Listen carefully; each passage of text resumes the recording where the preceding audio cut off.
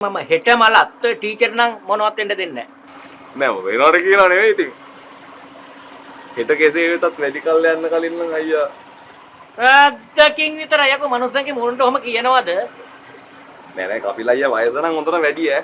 වෙනවට කියනවා නෙවෙයි නිකන් හදිස්සි හරි වාට මොනවා හරි වෙලා ගාලා ගියොත් එහෙම. අර ගෙදර ඉන්න පවුලට ළමයින්ට මොකද වෙන්නේ? මේ නිකන් හිටන් කතා කරන මේ මිනිස්සු බය කරන්නේ නැතුව. ඔබ කියන විදිහට ඉතින් හැම එකම ඉන්නේ මරණ වරන්තු අතේ තියාගන්න බෑ. හැම එකම මරණ වරෙන්තු අතේ තියන් තමයි ඉන්නේ.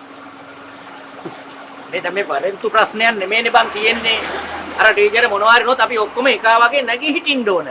ඊයේ වෙරේද මාලියා මාලා හිනහත් වුණා. මන් දිහා බලලා අතත් වෙනවා.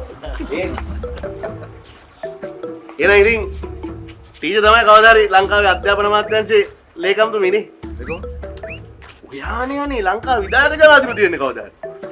එයා විධායක ජනාධිපති වුණාම වටේ ඉන්න සෙට් එක තමයි ඉතින් තනතුරු ටික කරන්නේ. මේ මට ඕනේ ප්‍රභාන අමාත්‍යාංශයේ මොකක් කරි ගෙඩියක් බත් කරගෙන මොකක් කරි වැට්ටක් ගහගෙන ඉන්න පුළුවන් එක. හරි හරි.